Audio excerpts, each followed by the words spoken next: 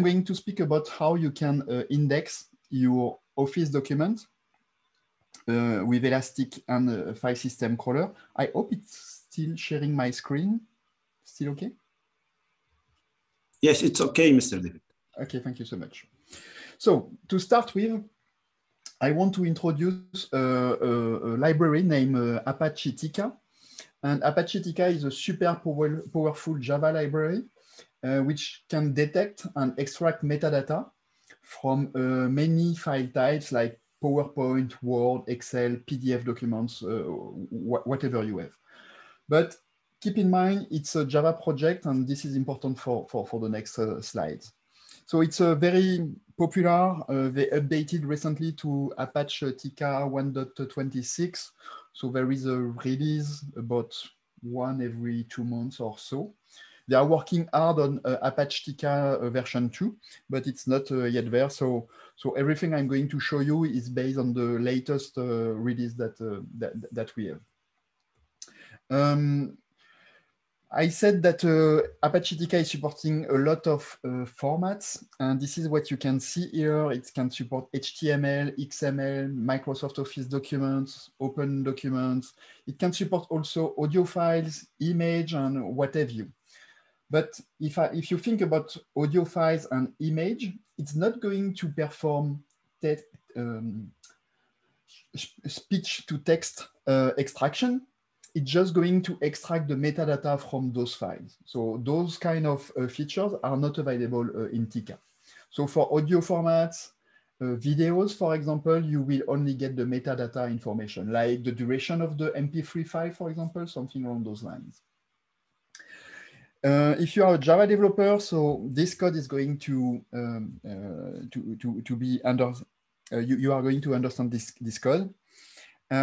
So basically what you have to do when you want to parse content, you need to create a default parser. This is what we have here, or another parser, but here for simplicity, I'm using this one. And then you have to call the parse method with a stream. And the stream can be whatever input stream. It can be a byte input stream. It can be a HTTP input stream, whatever you have. And then you provide a handler to extract the content and also a metadata class. And then with the handler, you can extract the content as a text. So here you can get back the text from the PDF documents, for example. And here with some core properties of Tika, you can extract title, keywords, creators, author, or many other metadata that you can get from Tika. But what you have to do is to write Java code, which extract the content of the stream. And if you want to index that into Elasticsearch, then you need to create a JSON document and send that document to Elasticsearch. So you need to be aware of Java code. If you are not a Java developer, then probably you want to be able to use something else. Here comes the ingest attachment plugin. And the goal of this plugin is to actually use the Tika that we saw within what we call an ingest pipeline to extract the text and the metadata from base64 encoded field or from CBOR. I mentioned an ingest pipeline. If you don't know what an ingest pipeline is, so this is typically what you have. So you have incoming documents, and this is a sample document that you can have where you have a message field here, which contains this content. And instead of indexing directly this message field, this document, sorry, you can send it through an ingest pipeline. And the ingest pipeline contains some processors that you can use. For example, here, the dissect processor is going to extract the meaningful information from the message field and generate two other fields, like here the label and the timestamp.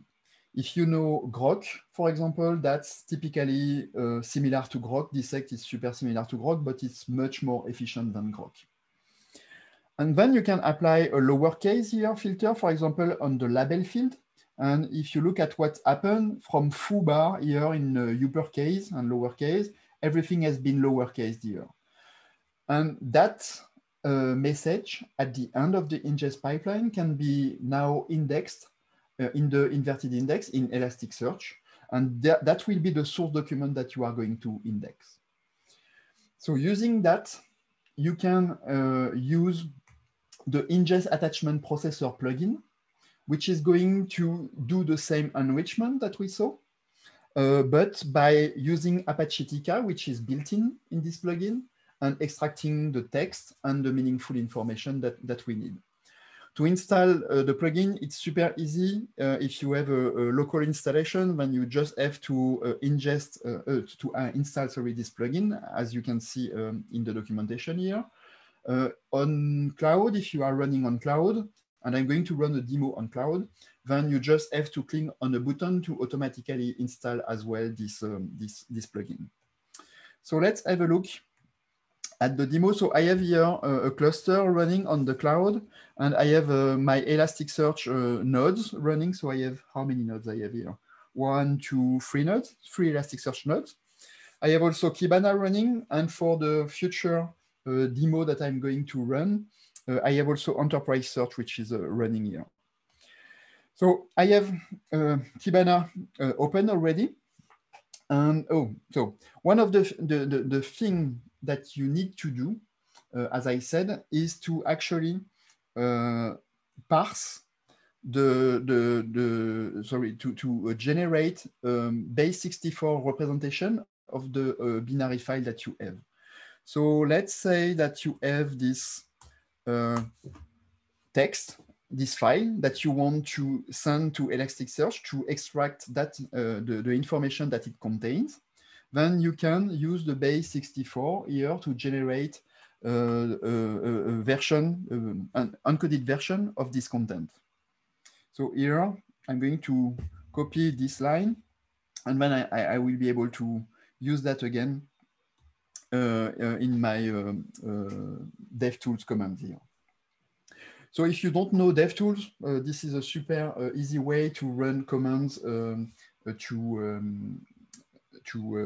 Elastic instead of using the whole curl thing. So here I'm using the latest version of the Elasticsearch cluster that we have published recently. It was this week, I think, or last week, I don't remember exactly. So the 7.12.0 version. I think I don't have an attachment, a pipeline existing yet. So the first thing I'm going to define is the ingest pipeline named attachment. And this pipeline is going to use 2 processors. The first processor is the attachment processor, which is going to extract the information from the data field. And then I'm going to remove the data field itself, because I don't need to store actually the base64 content. And you will see that if you store it, the base64 content can be super long text. So probably you want to get rid of this one. So here I have defined my attachment plugin. So I can use this simulate endpoint, which is super handy to simulate what is going to happen when you send a JSON document like this one to the pipeline. So here I'm going to replace that with the base64 content that we saw. And when I'm executing that, you can see that what is the typical document that is going to be indexed in Elasticsearch. So it's going to generate an attachment field, which contains here the language, the content type, and the content itself here. This is exactly what we saw. And also the content length. Those are the attributes that we can see. So not that much, but at least it's there. I have other files that are existing. Let me show you that. So not this one. Oops, here. I have other files. So I have, what are the files I have here? LS. Yeah, so I have a big notice and a test OCR PNG file as well. I created actually a simulate SH code, which is doing exactly the same thing that we saw. This is calling the simulate endpoint here, but using curl. So instead of pasting a lot of big base64 content, I'm going to use this script here. So I can call this simulate sh thing. The file that I want to simulate is docs test, and let's use again the foo.txt file. So we can see that what is generated is this here, and the response that we can see is simply this one. So this is exactly what we saw previously. So instead now I want to try with the test OCR PNG and see what is happening. So as you can see, the PNG file generates much more base64 content here, so it's a bit longer. This is what is sent over the wire to the Elasticsearch cluster. And what is extracted here? Basically nothing, right? So only the content type. Open this file instead. So let's open this file. So you can see that this is a simple image which contains some text, but as an image. So one of the things that we can see here is that there is no OCR running in the ingest attachment plugin, and we cannot run that actually for security reasons. So it's not possible to have that today. So you have seen that we generated a lot of base64 content, and the value that we are getting is super low here. We are getting like nothing. Let's have a look at a bigger file. So there is another one, which is the big notice.pdf. So if we look at this one, so you can see that the base64 content is super important. It takes a lot of time to parse it actually, and to extract the meaningful information. So, but the information is extracted at least. So there is a limit by default in the ingest attachment plugin. We are extracting only 100,000 characters out of the source. This is something that you can control, but by default, we don't want to overload the nodes where the ingest plugin is running. So you can see that we have some information, some metadata information here, the content type, the language, the date, and the content here, but not that much actually. So, what you have to think is about the use case here when you want to use this ingest attachment plugin. You can use it when you have small documents. Why this? Because imagine that you want to send like a video, like 100 of megabytes of data, and you want to extract the metadata from this video. Then what you will have to do? You have to generate a base64 content from the local disk, and then transform that to a JSON document, add this to a field, and then flush that to Elasticsearch. And if you know Elasticsearch, there is a hard limit by default on purpose, which is 100 megabytes at most. So if you are sending 100 of megabytes of data over the wire, then it will be rejected by Elasticsearch. It's not going to work. Even though you have less than 100 megabytes, imagine that what Tika has to do, it has to extract, sorry, the plugin has to do, it has to extract the JSON content from the base64 string, and then send it to Tika, and then generate the document and index that everything. So it's going to consume a lot of memory, and probably you don't want to consume all that memory. To me, instead of parsing the data from the source, instead of sending the binary data from the source to Elasticsearch and do the parsing within Elasticsearch node, which can be critical if you are going out of memory, for example, that can be an issue. Then to me, a better idea is to parse the data from the source and send to Elasticsearch only the meaningful information. And this is basically why I have designed the file system crawler files for. So FS Crawler project is a project that I started in 2011. I was trying to find an easy way to parse local files into Elasticsearch. So it has now a significant number of stars and forks on GitHub, but it's a side project that I'm writing because I love the use case of enterprise document search. But I need to add a disclaimer here. It's important because I'm working at Elastic, but this FS Crawler project is not supported by Elastic. Well, right? The support is only provided by the FS Crawler community on Disqus and Stack Overflow. I put the link on the presentation here. So be careful with that. How file system crawler is working. So we have 3 stages, like what you can see in Logstash, for example. So I use the same terms that we are using in Logstash, the inputs part, the filter part, and the output part. It's like an ETL where you extract input, you transform filters, and you load outputs. So that's basically the same thing. As the input part of FS Crawler, you can obviously read from local files. You can also mount a directory to your machine where FS Crawler is running. This is similar to local file. There is also an option to fetch the files across SSH connection using SCP. So it can do that as well. And there is also a REST HTTP interface where you can send some documents to a file system crawler as well and ask him to do whatever transformation is needed.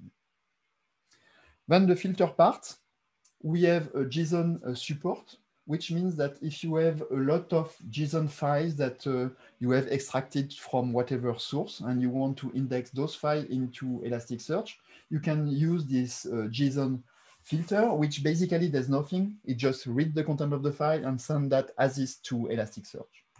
There is also an XML support, which does the same thing. It reads the XML content, transforms that to JSON, and then send that to Elasticsearch as well.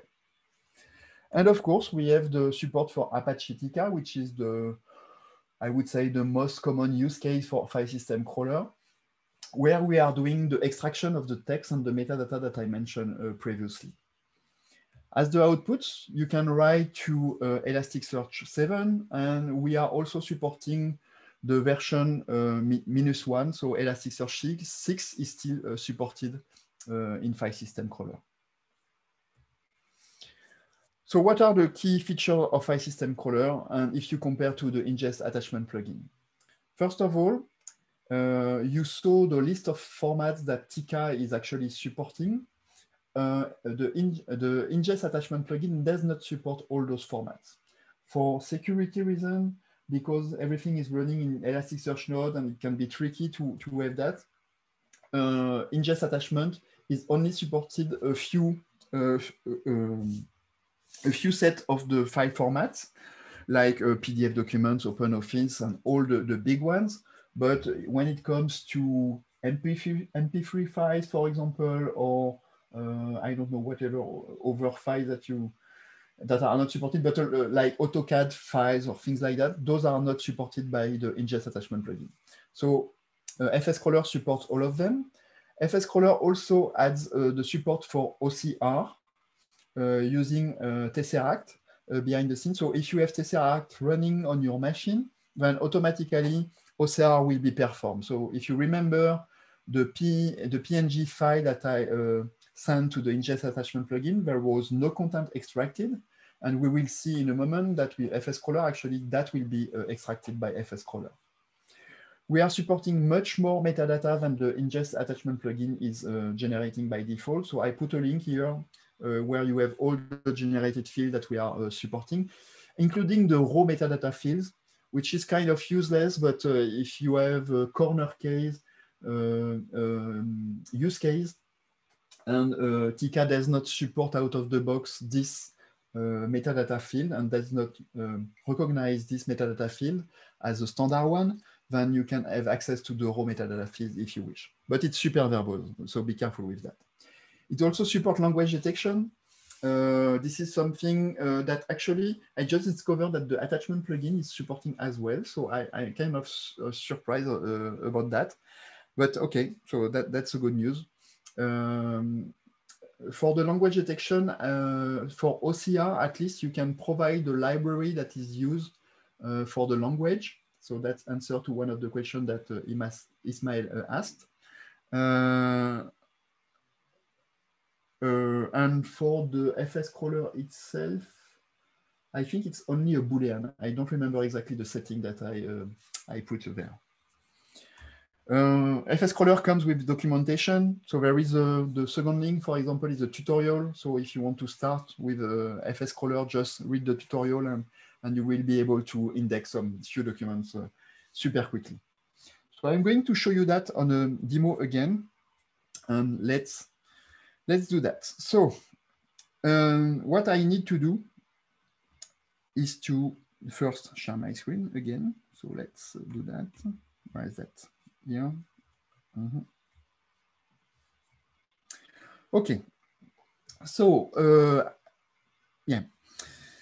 So I have installed here a file system crawler, and I have configured some jobs. I'm going to show you how it works actually.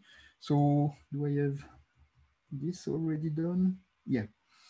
So here I'm going to start the file system crawler application. I'm passing some parameters here, like the config dir. Oh, I'm in the wrong directory, by the way.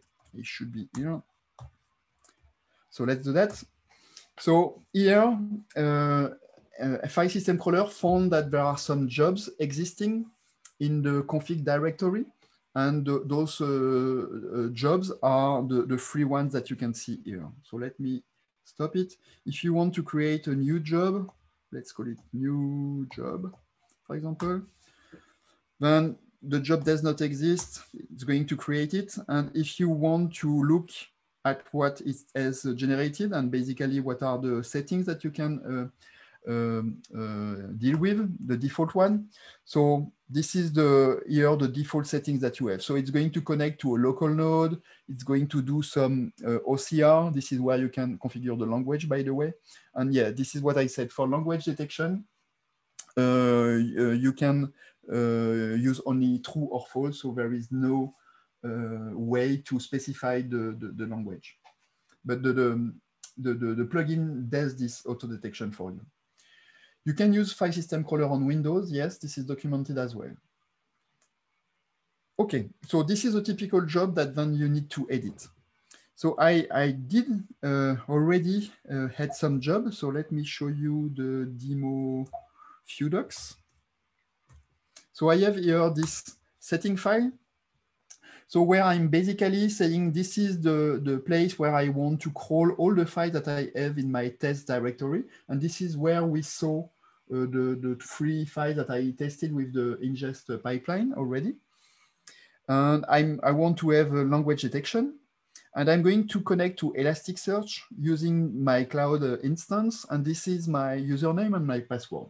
I will reset the password after the demo. Don't worry about that. So you will be able to publish the video, Ismail, no worries about that.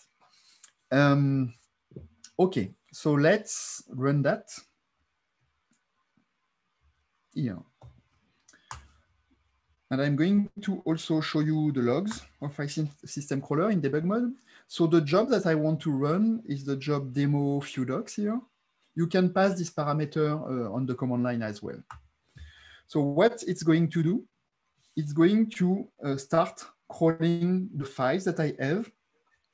So it can take a while. For example, here for this big notice file, it can take a while because there is many things to extract. So what is happening here? We can see that everything is running. So I have 4 files actually. So this is the first run of the job. What can I say about that? The file system crawler by default will be in a watch mode when you are using Elasticsearch as the destination. So every 15 minutes by default, it will crawl again the directory to see if there are any new things happening in the file system, like a new document or document that has been removed. So let's have a look at here. So for the file system crawler now, what I'm going to do, I'm going to check if I have any data already. Oh, I did have some things, you know, I should have removed those one. So I'm going to remove this one. Yeah, because they are already existing. So let me remove that. I should have removed these ones. Okay. So let's run the search here. So on the search, I have so far only 2 documents. As you can see, it takes a lot of time for file system crawler to do the extraction job. So maybe it's not running that well. At least, I mean, I'm using Zoom also, and Zoom is stealing a lot of CPU, I think, from my laptop. So maybe that's an explanation. Let's have a look. So now I have 4 documents. So the extraction is done. So I have this DSTOR file here, which I don't really care. So you can also exclude some files. I should have excluded this one.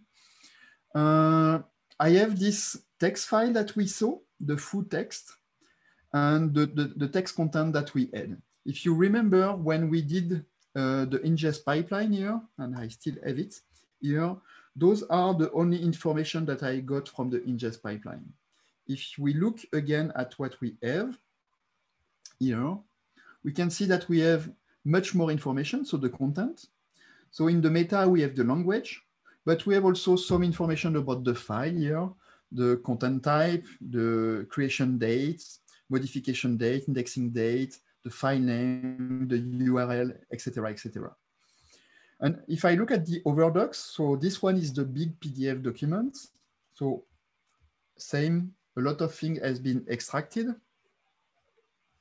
Let me check that.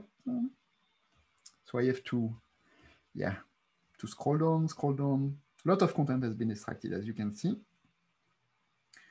From this one, maybe all the content. That's the reason it was taking so long time. Yeah, and probably running the long detection was taking a long time.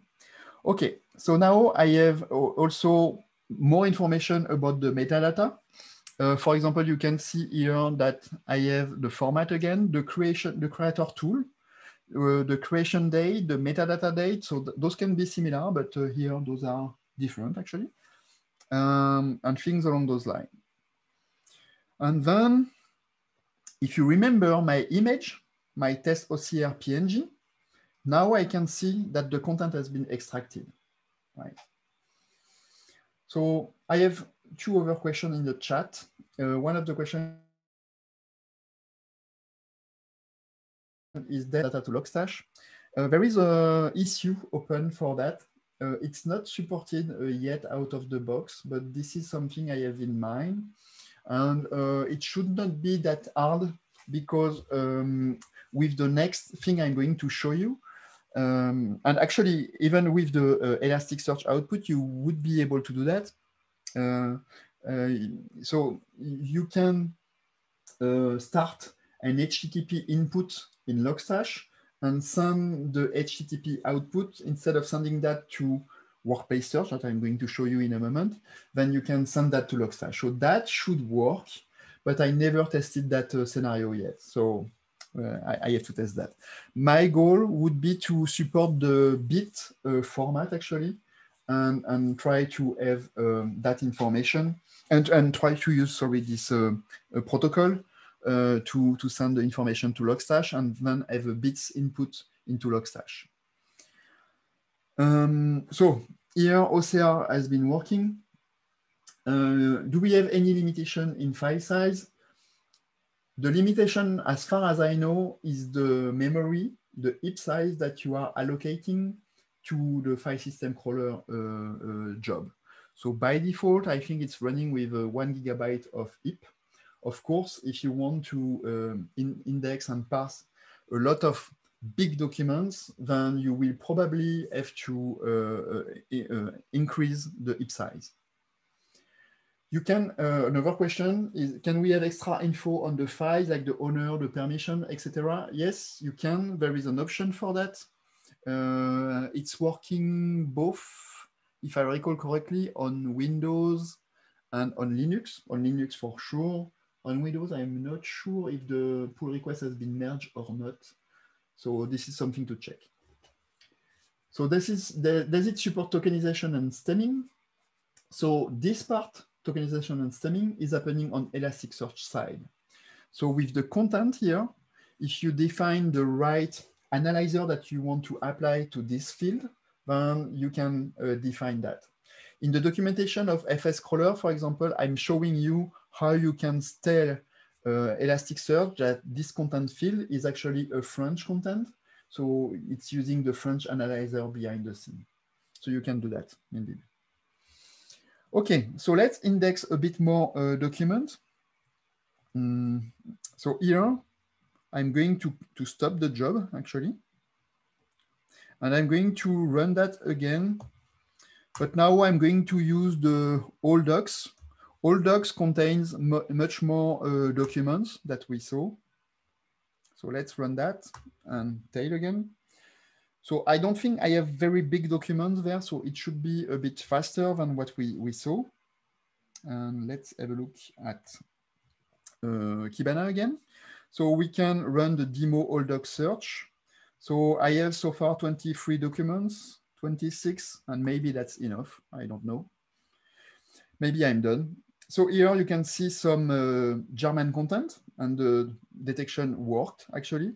And you have here a lot of information, as I said previously. You have here some Chinese content. Oh, so this one is detected as English. So probably that's not what, oh, because it's Chinese actually. That was only the file name.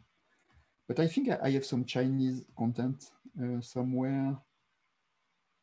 So here you have, for example, MP3 file. And as you can see, some content has been extracted, which is coming from the metadata of the file. And you have also information like, I think the duration is somewhere. No, the duration is not here. Okay, I thought we had the duration. Okay. Do I have some Chinese content? I think I have. No. Oh, I need to increase here and size equal 100. So those are all the content. So here I have some Chinese content, and yes, so the language has been detected correctly. Okay, so very cool. So with that, of course, you can create whatever dashboard you want to have access. And here, for example, I'm looking at the extensions that has been extracted here, for example, and the tool that has been used. So only the ones who are providing this information, a lot of tools are not, a lot of, sorry, files don't have this information. But if you have this information, you can see that some files are coming from Word and whatever. So you have also access to the, what is that? Yeah, here, the discover part. So here we can see that I've just indexed some documents, and of course you have access to this information if you wish. And if you want to search, I think I can do that. So I have here, I'm able to search for David in the whatever field you have and see the documents. But this is not a so nice UI that we have here, right? So what I did, I found that File System Crawler was missing a UI. In 2012, I started to build a UI for the project, but I'm not very good at building UIs, so user interface. So I decided to focus on the backend only. And when Workplace Search was added to Elastic Stack, and with 7.9 making Workplace Search available from the basic free license, it was super clear to me that the UI for the File System Crawler would be Workplace Search. So instead of sending documents directly to Elasticsearch, I started to implement a version. So I started this summer for that, And this version implements it sends data now to Workplace Search. So this has been merged in December, so it took some time to have that. And what is the change in the architecture? Basically, you have the same architecture as before, but now you have another output connector, which is a Workplace Search. It comes with documentation, as you can see here. So there is a tutorial as well where you can start from to do whatever, to do this implementation. There is a Docker Compose, by the way, job if you don't want to run that on cloud and want to test that locally. As you can see here in the documentation, there is a Docker Compose which is provided with the File System Crawler project. So let's have a look at the demo. If you noticed already, I have here some other jobs. And one of the jobs that I have is the demo Workplace Search docs here. So if I look at the settings for this one, so where are my settings? It's in jobs here and settings. So the settings that I have are similar to what we saw previously, where you have the source, the long detect, and Elasticsearch. But what I'm adding now is the Workplace Search information that I need to use. So I need to connect to Workplace Search, and I will need to change the access token and the key because those are not correct here. So I'm going to edit actually this file, and I'm going to change a few things. So I need to replace the key, and I need to replace the token as well. Okay, so saving that. So let me show you how you can get access to these things. You have to go to Workplace Search here. So let's launch Workplace Search. Here, so everything has been deployed in the cloud, so it's ready to go. So with Workplace Search, what you can do, you can actually add a source coming from different places. Like if you have a Google Drive with information that you are sharing within your company, you can index that content. If you are using Dropbox, for example, if you want to index the issues that you have in GitHub. So Workplace Search is like a way to have a federated search across all the documents that you have in your companies. Sometimes there is a connector that does not exist. And for that, you have this custom API source. And this is basically what File System Crawler is going to use. So I'm going to create a new source here. So local files. Here. So this is providing me a key and a secret. So let me copy that ID here and then modify it here. And the token, this one that I'm going to copy and paste here. Okay, so I'm good with the settings now. What we can see here, so everything has been set.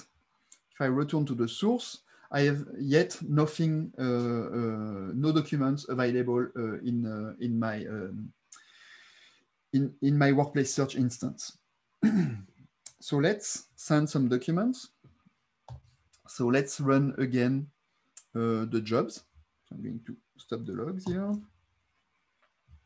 Restart. Let's have a look at the logs. So I'm going to call now the first job, Workplace Search All Docs. Hopefully this will work. So this is doing the same thing that we saw. It's extracting the content the same way that we saw that. But now, instead of sending that to Elasticsearch, it's going to send that to Workplace Search. So let's have a look at the interface and see if something is happening. So yes, so we have 10 documents here which are available, and we can have a look at this. So we have 10 documents so far. If I look at the content, yeah, so we have some documents here as we can see. So let's have a look at the schema. by default, Workplace Search is going to set that everything is a text field. So here, that's not the case. This is, for example, created at is a date, and text size is a number, and size is a number as well, and last modified is a date. So what you can do with Enterprise Search is actually modify the schema, and what will happen behind the scene, Enterprise Search is going to rebuild the index for you. So create the new schema and do everything that is needed behind the scene. Then we can have a look at the settings. By default, this is how everything will look like. So what we can do is to change things, for example. So here, instead of the title, we can change the title, but let's keep the title here. The URL is okay.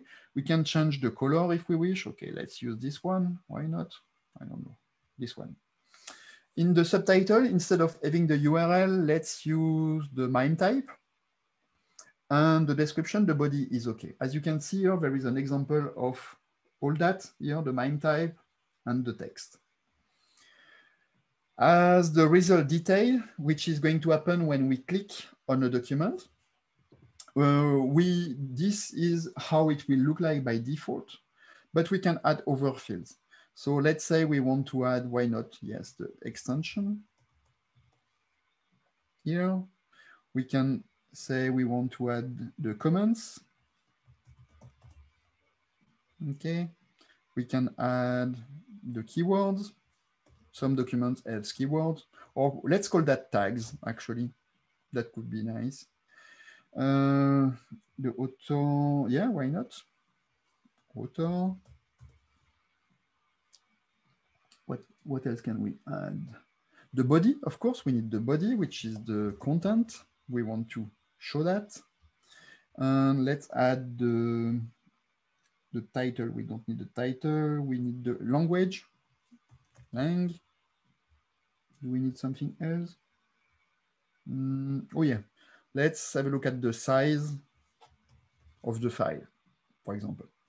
And we can reorder everything. We can put the language, for example, here, put the author on the first position, then the keywords, tags, extension, comments, the size, and then the body. And we can save that. Okay, so everything is ready now. So let's have a look at the GoToSearch application. So this is typically what the user will see in production. So here I have only one source. Of course, if I have added Gmail, Google Drive again, Dropbox, whatever, I will be able to search across all the sources. But let's have a look at anything with David in it. So those are the files that I can see. And if you remember, maybe, I don't know. No, let's say this one. So this is a PDF document. If I click on this one, here I can see the information that the layout that I set previously, where I have all this information. Okay, so that's super nice. What you can do, I started locally here an HTTP service using Python. This is only a simple line of code. This is also in the documentation. And what I did, I set by default Workplace Search to open the local port, the local machine on port 80, and display whatever link that whatever file that we have. So this is super handy. If you can expose the file that has been crawled by your system using an HTTP server, then your user will be able to click on View on Local Files. So like here, for example, I have access to the PDF documents, and this is the thing that I've been extracting.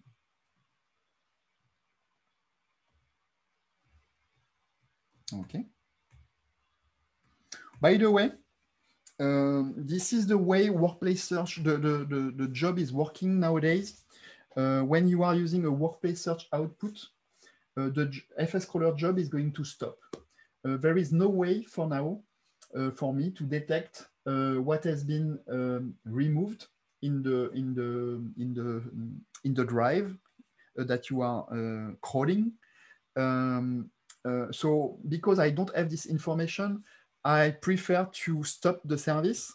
And so that's one of the reasons here the job is over and is done and everything has been stopped. So if you want to run again the job, you will need to start it again. Here, for example, and do again the same thing. And normally, because it's going to compare the dates, I think that nothing will going to happen. Oh, actually, no. So no, so it's restarting again the job. Oh, yeah, I know why. I did something wrong. So I'm indexing the same content again. I forgot to remove an option. So let me, I'm going to kill the job because I use this restart thing here. Oh, actually, yeah, that's the reason. But normally what the job is doing is detecting that there is no modification since last time. So this is happening here. So there is no modification. So it means that we are not doing any, we are not sending any job to workplace search. So let's do that again. So as you can see, yeah, so everything has been already passed, so there is no way to send again the documents. If I'm touching a document, then this document will be sent again to a workplace search. Anyway, I think that's close to the end of my session. Yeah. So, of course, I'm warmly welcoming pull requests. So if you are using file system crawler, don't hesitate to also participate to the code. There are a lot of pending issues, and specifically some issues that are kind of blocking the release. For now, the release that the version that you have to use is the 2.7.snapshot, and that's not ideal to use a snapshot. Though I'm on a way to release anytime soon the snapshot, the release, the version, sorry, of file system crawler. But I'm not yet there. What I want to merge is the Docker support, because I wish that you are able to, with a simple line of command, be able to crawl and send to workplace search in a super easy way, everything. So that's one of my goals. So if you want to participate to the project, don't hesitate. Just go to the file system crawler project on GitHub, and then yeah, try to find issues that are pending and participate. So thank you for the comment. Does file system crawler fit with enterprise size DMS? Can you specify what DMS is? Document management system?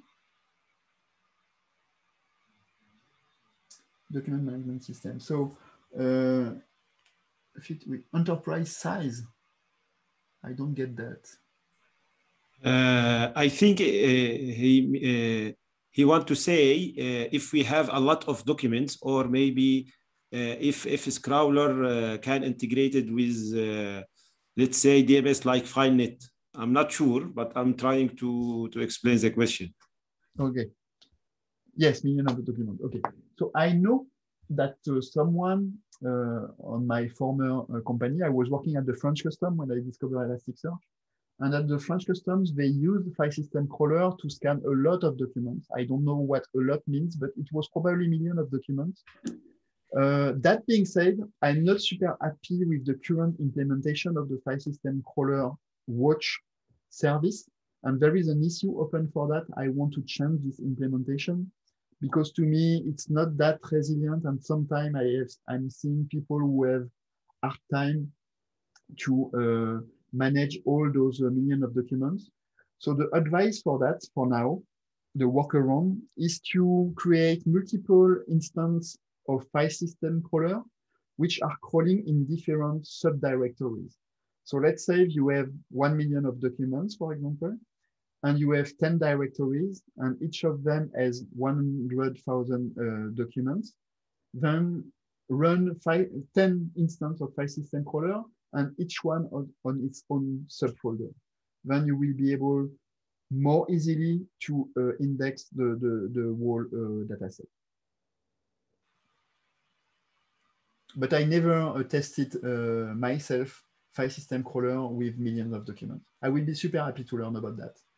So if you have any issue, please report the issue. I will be super happy to hear about those issues, definitely.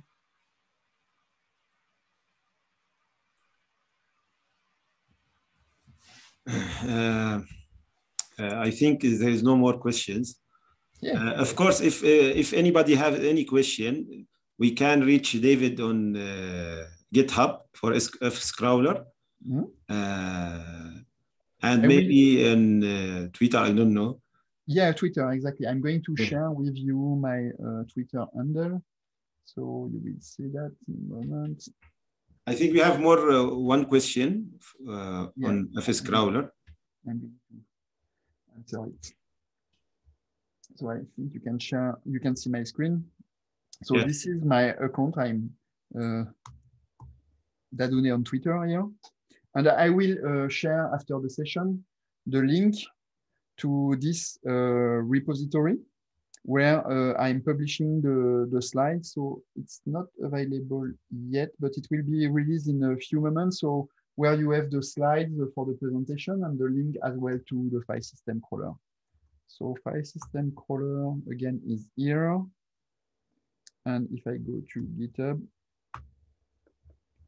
here, so what I mentioned is that we have a lot of pull requests pending, and I have this milestone, this 2.7, and I have those issues that I want to fix before releasing the project.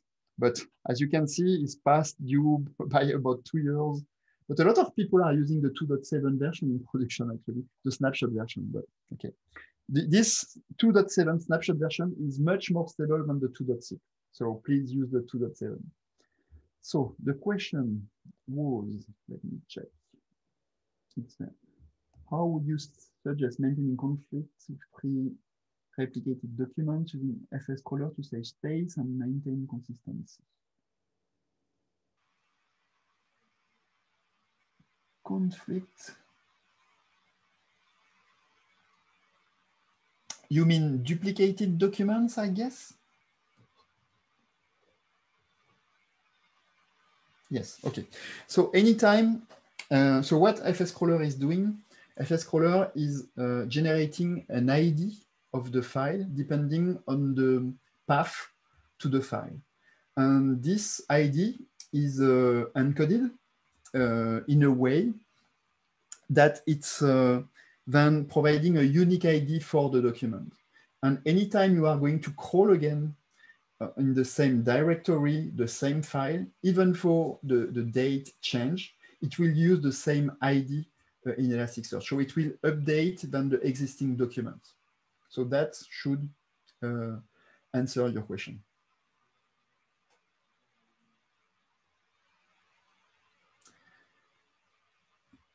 Yeah, so does fscrawler support incremental crawling for new updated documents only, or it will crawl the whole folder every time? So it will crawl the new and updated documents only by default, unless you are using this -- restart option that I used. And this -- restart is going to start again from scratch. But by default, it's new, updated, and also deletion, but not with workplace search, only with Elasticsearch. I'm planning to add the support for this. I'm missing some features actually in workplace search, in the API. For example, I'm not able to provide by myself the schema that we saw, and which means that you have to manually change the schema, change this field is a day, this field is a number, for example. I wish I can provide that out of the box, and also out of the box a default UI which fits very well with the file system crawler use case. As you can see, I know the field name, so it should be easy to do that, but I don't have the APIs to do that yet. So when this will be available, I will change that, and it will be even easier to start with FS crawler and workplace search.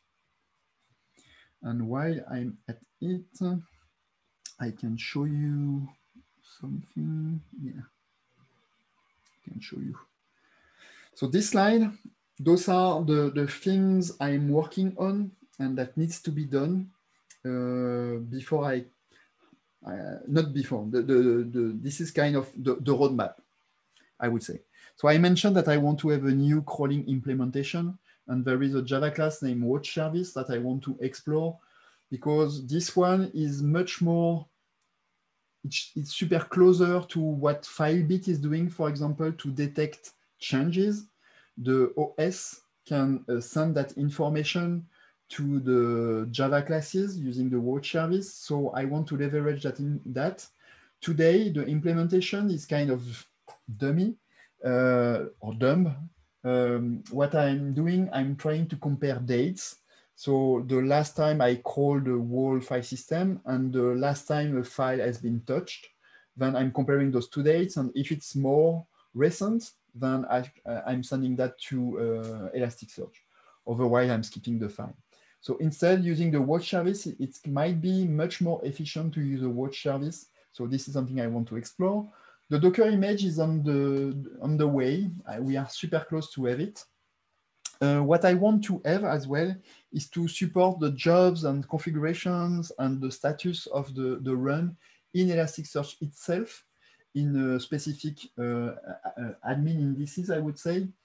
That will be easier than imagine that you start just FS crawler with the address of Elasticsearch, and then from that you can get all the information about the jobs that you want to run. That will be helpful, I think. And then I want to add a support for plugins. I want as inputs and outputs, as I mentioned already, because there was this question about the connection with Logstash, I would love to have the bit output available, so it will be easier than to connect that to Logstash.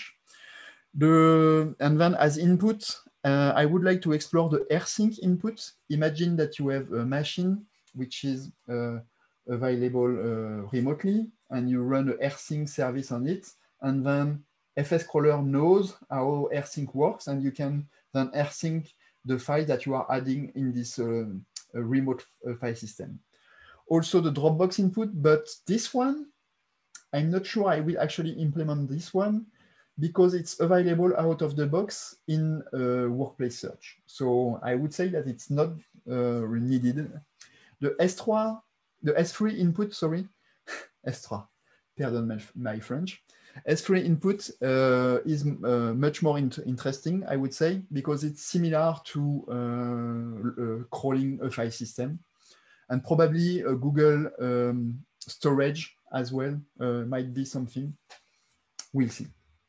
Also switch to ECS format for the most common fields. So ECS is a standard format that Elastic is trying to apply everywhere on the stack.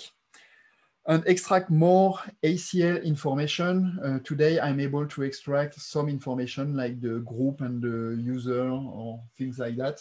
But that's the only things I can extract, I think. And maybe the permissions, if I recall correctly, because I got this here. I think it's here, attribute support.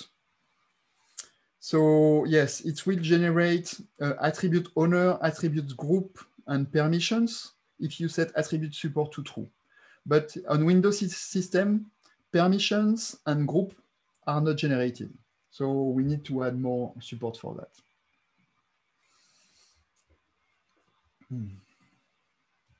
Any other question?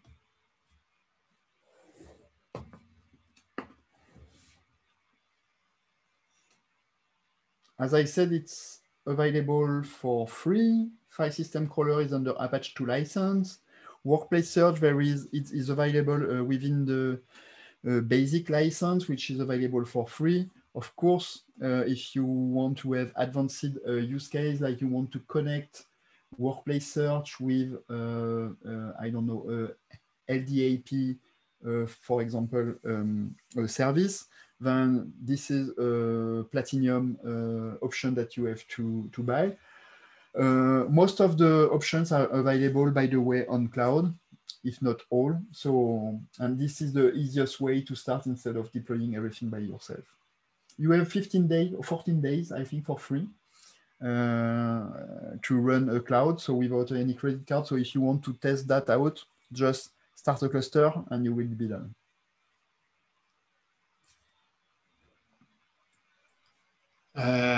Thank you, David, for this great session. You're welcome. And if anybody has any question before we close today's session, and we hope we can see you again, David. It was very, very great and excited session today.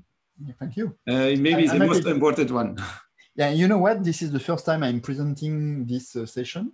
So I'm super happy that you asked me for giving a session about that. And normally what I used to present is only the workplace search integration, but here I wanted to cover all the possibilities that you have when it comes to deal with Office documents and PDF documents or binary documents in general. So I'm happy that you asked me to do that. So I have now a new session ready. But yeah, I will be happy to speak again about something, and maybe also my colleagues can speak about observability or other use cases that you can support with the stack. Of course. Thank you, David, and thank you for Elastic for continuous support, and special thanks for Anna. Sure. Thank you so much. Thank you. We can leave now. Thank you all for your attending this session, and see you again in Saudi Arabia meetup, inshallah. Yeah. Thank you. Goodbye. I wish I can visit. Let me know once you are here. Yeah, sure. Good luck. Thank you.